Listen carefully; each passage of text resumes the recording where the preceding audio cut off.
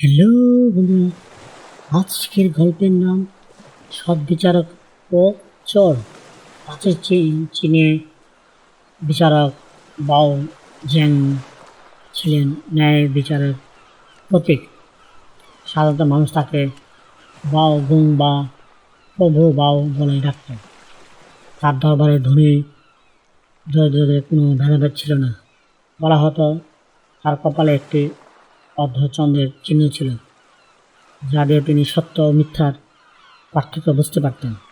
শহরের এক কোণে বাস করত একটি অতি সাধারণ মানুষ, যার নাম লিউ।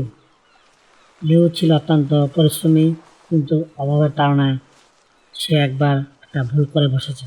সে তার পাশের গ্রামের এক ধনী মহাজনের বাগান থেকে কিছু দামি ফল এবং এক থলি চাল চুরি করল। কিন্তু পালানোর সময় প্রহরীদের হাতে সে ধরা পড়ল। পরদিন লিউকে বিচারক বাওয়ার দরবারে হাজির করা হলো। মহাজন মাকে ফুঁসছিলেন, হুজুর, এই চোর আমার সম্পদ নষ্ট করেছে, একে কঠোরতম শাস্তি দিন। বিচারক বাও শান্তভাবে লিউকে জিজ্ঞেস করলেন, তুমি কি চুরি করেছ? লিউ মাথা নিচু করে কাঁদতে কাঁদতে বললেন, হ্যাঁ হুজুর, আমি চুরি করেছি, কিন্তু আমার ঘরে 3 দিন ধরে উনুন জ্বলে না। আমার বৃদ্ধা মা অসুস্থ, তার মুখে তুলে দেওয়ার মতো এক দানাও অন্ন ছিল না। আমি কাজ চেয়েছি, কিন্তু কেউ আমাকে কাজ দেয়নি। নিরুপায় হয়ে আমি এই পাপ কাজ করেছি। পুরো দরবার নিস্তব্ধ হয়ে গেল।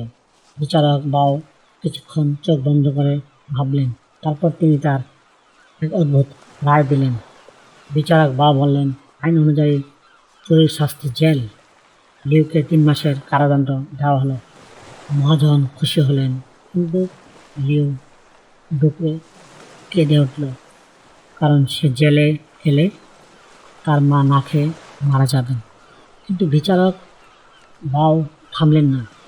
তিনি নিজের পকেট থেকে কিছু স্বর্ণমুদ্রা বের করে মহাজনকে দিলেন এবং বললেন, চোর যে মাল নিয়েছে তার ক্ষতিপূরণ আমি দিচ্ছি। কিন্তু তিনি এবার উপস্থিত সবার দিকে কঠোর চোখে তাকালেন।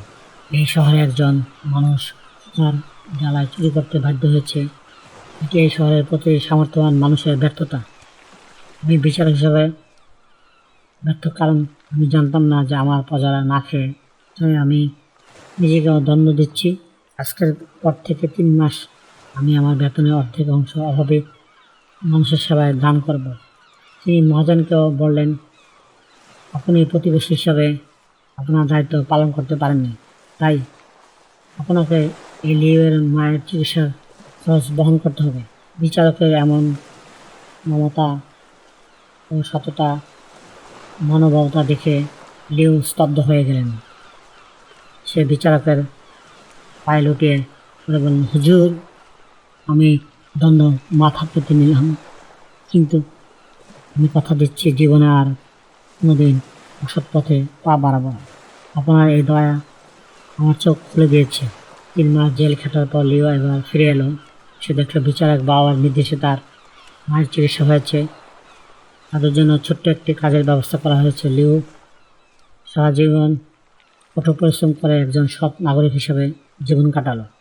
সামাজিক দায়বদ্ধতা, সমাজে কেউ যদি কষ্ট থাকে তার দায় ভার পরোক্ষভাবে সবার উপরেই বর্তায়। হ্যালো বন্ধুরা, আজকের এই গল্পটি কেমন লাগলো কমেন্টসের মাধ্যমে নিচে জানিও। আবারও দেখা হবে অন্য কোনো গল্পে। Thank you for watching. Please subscribe.